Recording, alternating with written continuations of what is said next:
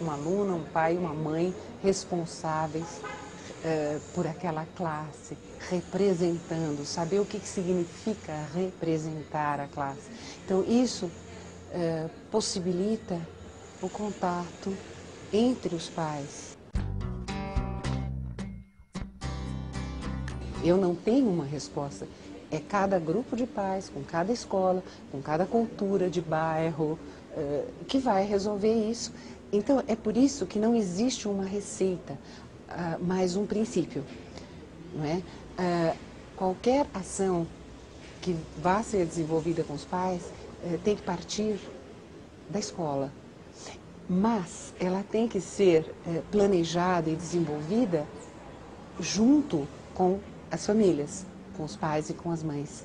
É você perguntar e ouvir o que o outro respondeu e não chegar com uma fórmula pronta.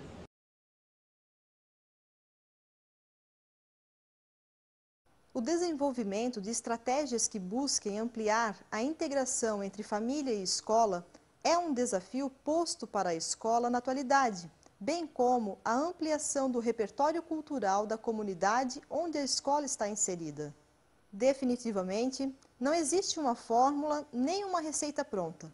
O que existe são algumas experiências que deram certo e que podem servir de inspiração para outras realidades. Para finalizarmos nossa videoaula, iremos apresentar o relato de alguns projetos desenvolvidos pela orientadora educacional Cláudia Cristina Belegante Augustin durante aproximadamente 20 anos que atua na Rede Municipal de Ensino de Blumenau, no estado de Santa Catarina. Falar de tempo de serviço é um pouco complicado, né? Mas a gente, nesse momento, tem que falar. Então, assim, se reportar para 20 anos, né? 20 anos não são 20 dias, não são 2 anos, né? São 20 anos. Então, assim, eu tive o meu tempo de sala de aula enquanto professora do ensino fundamental, do 2º grau e da educação infantil. Eu tive o meu tempo na direção, meu tempo na coordenação e volto para a direção.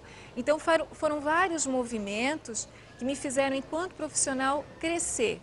Quando eu saí da direção e fui para um outro espaço, como coordenadora pedagógica, aí sim como apenas coordenadora pedagógica e não mais na direção, eu senti a necessidade de conhecer aquele espaço, aqueles educadores, aquelas crianças, aquela comunidade. E desenvolvi o projeto de visita dos pais ao CI. O que é esse projeto? Esse projeto visa trazer a comunidade para dentro da sala. E visa também que, através dessa visita, o pai conheça o espaço, conheça a rotina, mas, principalmente, as crianças me fizeram perceber de que se havia necessidade de que os pais participassem da infância delas. Então, numa entrevista que fiz individualmente com todas as crianças daquele CI, as crianças me disseram, com as suas palavras, da sua forma, de que pai e mãe não sabem brincar.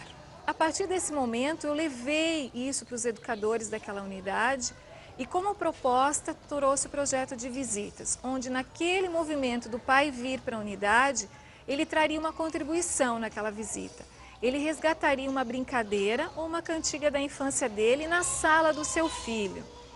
E a partir daquele momento, a gente começou a perceber que os pais começaram a vir, que a leitura daquele espaço começou a se modificar, que os pais começaram a valorizar os educadores, a valorizar aquele espaço, a conhecer a proposta pedagógica. Então, esse projeto durou 9 anos, eu saí de lá e esse projeto continua lá porque os educadores abraçaram a causa. Houve, a princípio, uma resistência. Meu Deus, o pai vai ficar na sala a manhã inteira comigo, vai me vigiar, vai ver o que eu estou fazendo, vem fiscalizar o meu trabalho. Aos poucos elas perceberam que aquele pai que vinha, ficava na sala, participava, cantava uma música, ensinava uma brincadeira, aquele pai se tornou um aliado daquele espaço. Após esse primeiro projeto, que é a mãe, que eu chamo assim, que é o Provipa, Projeto de Visita dos Pais, nasceu o GEP, que é um grupo de encontro de pais que acontece à noite. Nesse grupo de encontro, o primeiro sempre é coordenado pela coordenadora e pela diretora. Então, assim, nesse momento, os pais têm a liberdade de falar das suas dificuldades enquanto pai, enquanto mãe. E quando ele fala disso, e ele percebe que outro pai tem a mesma dificuldade que ele, começa a se fazer uma aliança ali naquele espaço. E começa-se a criar e estabelecer um movimento de grupo, por isso que a gente chama de grupo de encontro de pais. Depois do segundo movimento, a gente já chama um formador, uma pessoa para estar conversando com os pais sobre os assuntos que a gente percebe de necessidade daquele grupo. Após esse movimento, que também já tem 9 anos e pouco, e a partir do momento que eu saí, ele continua acontecendo, a gente também tem um movimento de sair com os pais, o grupo de encontro não acontece só naquele espaço, mas a gente leva os pais também para festival infantil de teatro, já fizemos formação em espaços, casa dos pais, né? Então acaba acontecendo um movimento de grupo. Aquele pai só sai desse grupo quando o seu filho sai da unidade.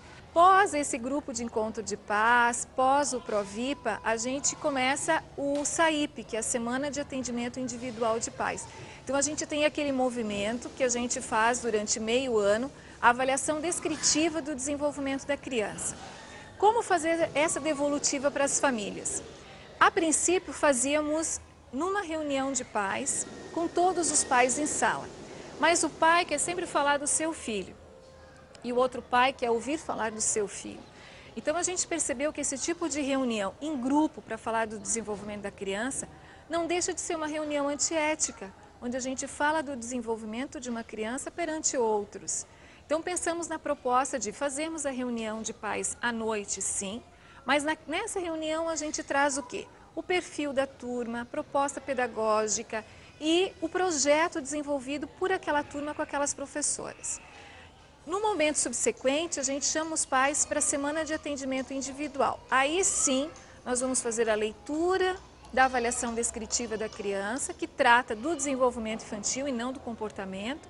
Aí sim, naquele momento, cabe o pai conversar com a diretora, com a coordenadora e com as educadoras de sala, que são em duplas. Então, naquele dia, nós tiramos o dia para atendermos os pais daquela turma.